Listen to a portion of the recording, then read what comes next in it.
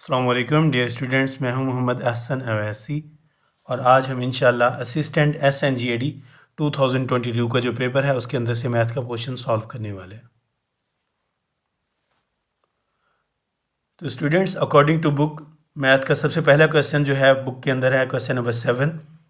There are twice boys than girls in a class. एक class है जिसके अंदर लड़कों की तादाद लड़कियों की तादाद से 2 गुना है। 30% boys and 45% girls fail. What percentage of class passed? एक क्लास है जिसके अंदर लड़कों की तादाद लड़कियों की तादाद से 2 गुना है। आगे वो कहता है 30% लड़के फेल हो गए और 45% लड़कियां फेल हो गई हैं। What percentage of the class passed? Total overall class के कितने परसेंट बच्चे पास हुए हैं ये हमने पता करना है।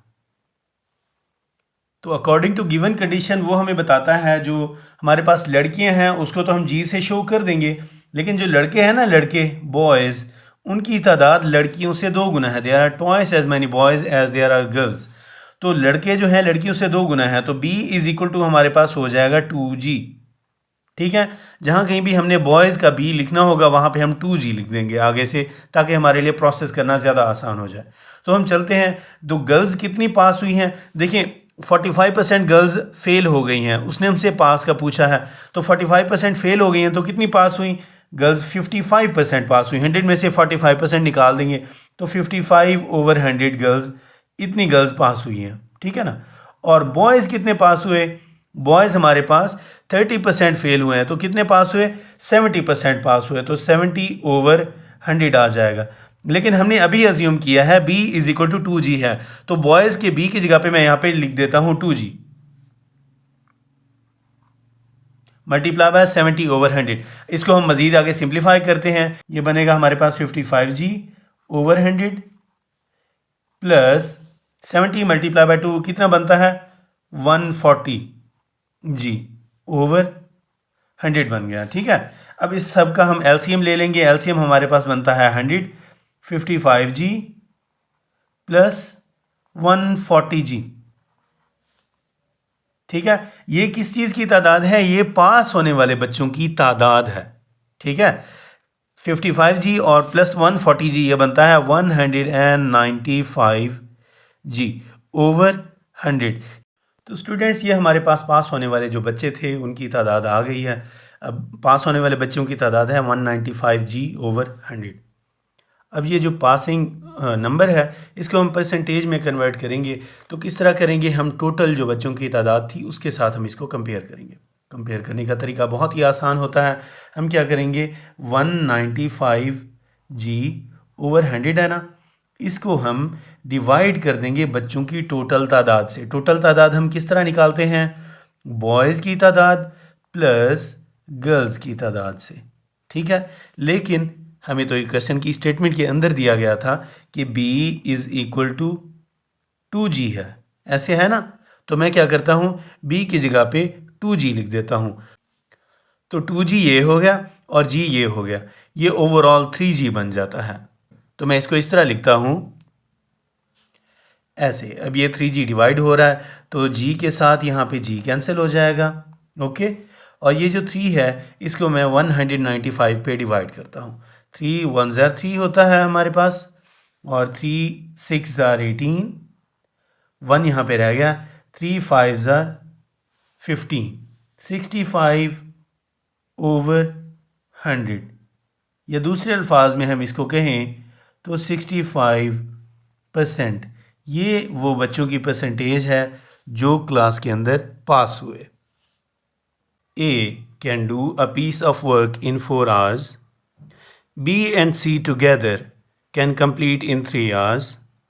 A and C together in 2 hours. B alone can do it in. कह रहा है A अगर अकेला करे एक काम को तो 4 घंटे में कंप्लीट कर लेता है।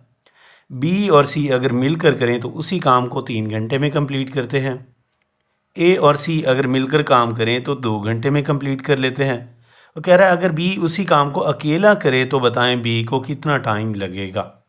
इसको हम मैथमेटिकल फॉर्म में कन्वर्ट करते हैं, हर एक लाइन को मैथमेटिकल फॉर्म में कन्वर्ट करते जाएंगे, हमारे लिए मुश्किल नहीं रहेगा।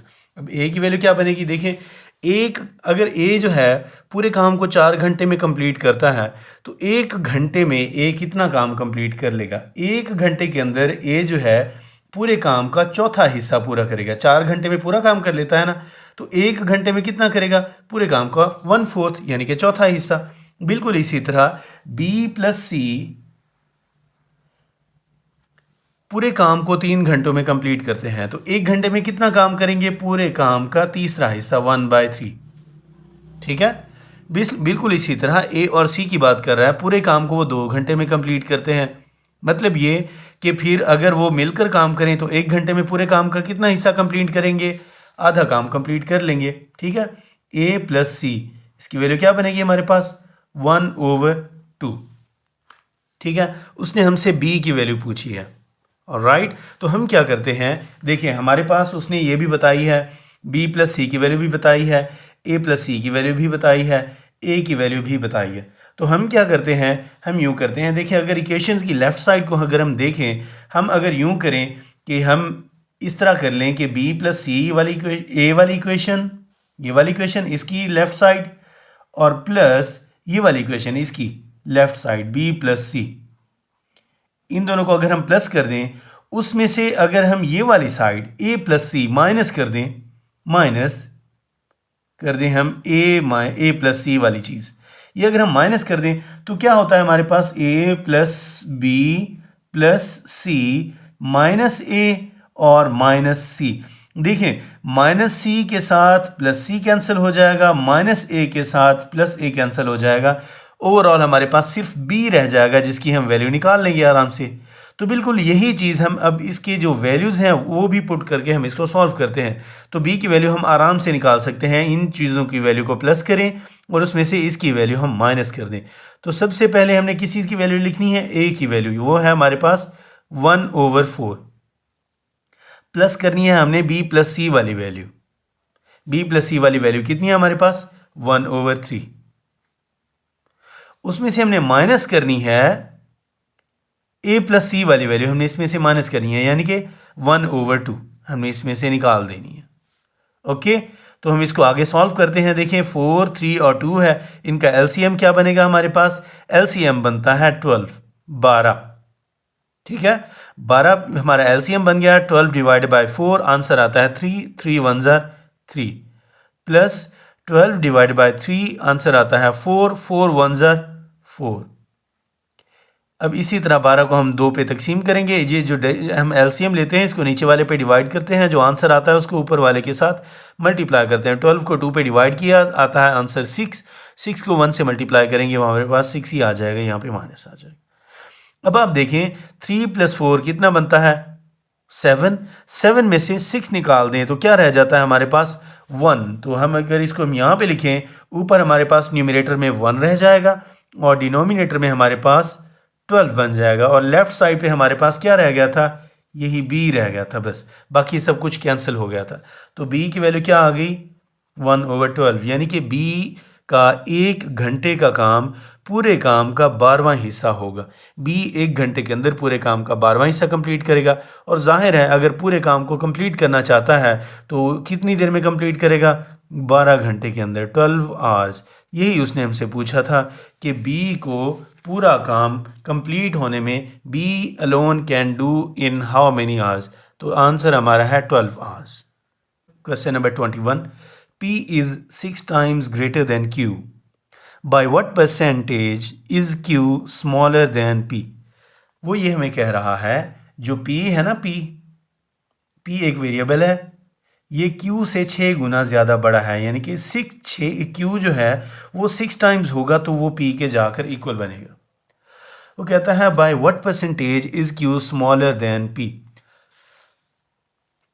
अकेला Q हो तो उसकी वैल्यू Q है, जो अगर P हम लिखें तो P की वैल्यू जो है वो Q से 6 गुना ज़्यादा है। तो हम कह सकते हैं कि दोनों का जो फ़र्क है वो हम आराम से यहाँ पे निकाल सकते हैं। फ़र्क किस तरह निकलेगा? P में से अगर हम Q को निकालें तो P की वैल्यू है 6Q, Q की वैल्यू सिर्फ 1Q है, तो 6Q में से 1Q निकालेंगे तो 5Q आ जाएगा। ये उनका डिफरेंस है 5Q। ठीक है, वो कह रहा है कि by what percentage is Q smaller than P?